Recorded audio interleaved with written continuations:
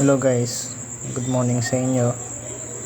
Ngayon ay papakita natin kung paano natin ikakabit yung pin light dyan sa may yan, pakita natin so ayan, natanggal na natin yung ating nilagari dyan sa kesame. So medyo malambot lang na kesame yan, hindi yan yung tulad ng plywood or hard of flex kaya hindi tayo nahirapan na tanggalin yan. Kaya ang gamit lang natin ay lagaring bakal.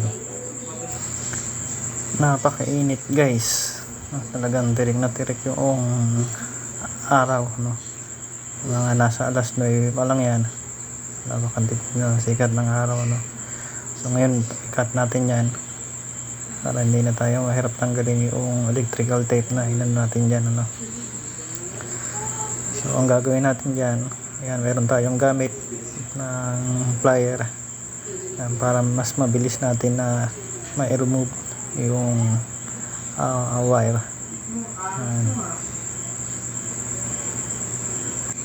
Ngayon, dahil walang power ngayon nga mga guys, so pwede natin mahawakan yung wire na yan pwede natin mahawakan. Pero kung meron ng kuryente mga guys, magagawa kayo niyan, mas mainam na naibaba nyo yung breaker para hindi kayo makuryente So yan so wala talagang power kasi bumagyo nga at umulan ng malakas na may kasamang malakas na hangin. So kahapon nga nung umuwi kami mga guys, so akala namin ay katapusan na namin kasi hirap naman kami sumuba. Yan. So yan mga guys, ang gagawin lang natin, so i-remove din natin yung wire na yan, tanggalin natin. Katanggal na natin yan, so saan naman natin na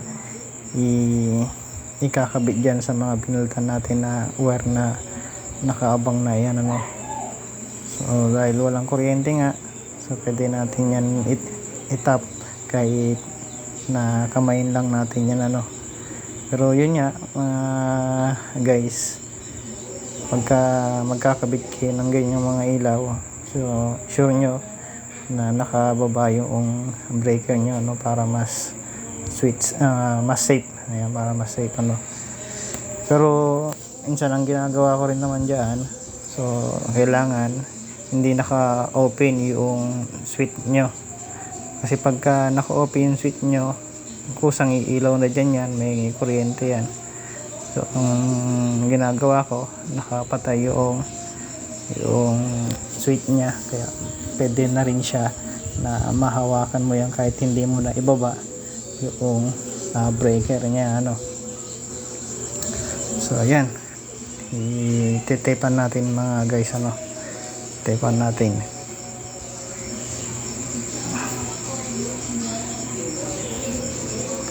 Pagka natepan natin yan, saka natin ngayon mga guys na isusulpak dyan sa binutas natin yan sa kesame Ayan, para makita ninyo kung paano natin isasalpak yung pin light na yan na hindi na siya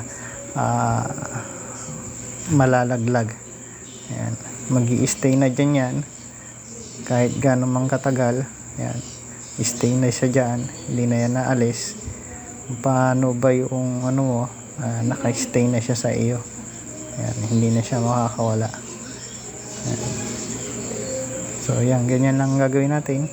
So itutwist lang natin, tapos pagka medyo mahaba, putulan nyo lang, tapos ibaluktot nyo lang yung dulo. Ayan.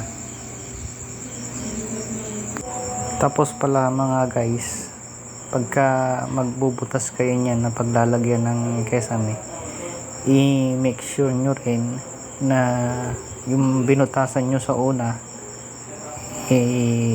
katapat din yan so para hindi siya malayo. Ayan, kailangan naka linya rin siya. Ayan, nasa linya rin siya. So make sure nyo mga guys. So yan na, natapan na natin parehas. Ay susulpak na natin yan, ano. So yan yung mga clip nya. Yan yung mga clip nya. So ang gagawin natin yan ay ipapasok natin dyan yung wire, tapos natin maipasok dyan sa wire yung wire na yan sa loob ng kesame. So ayan yung clip, iaangat mo lang yan. Ayan. Ayan. So papailalim mo lang dyan, tapos yung isa ayan, iaangat mo dyan mga guys, tapos ayun, ipapaloob mo dyan sa butas. Ipapaloob mo na sa butas, ayan, salpak na siya, ang gaya na nakikita ninyo mga guys, ano. So iaayos nyo lang kung ito ay diretso o tuwid na. So ayan guys, so tapos na natin. So ganun lang magkabit ng pin light sa kesame. So maraming salamat sa inyo mga guys. So sa susunod ulit tayo mga guys.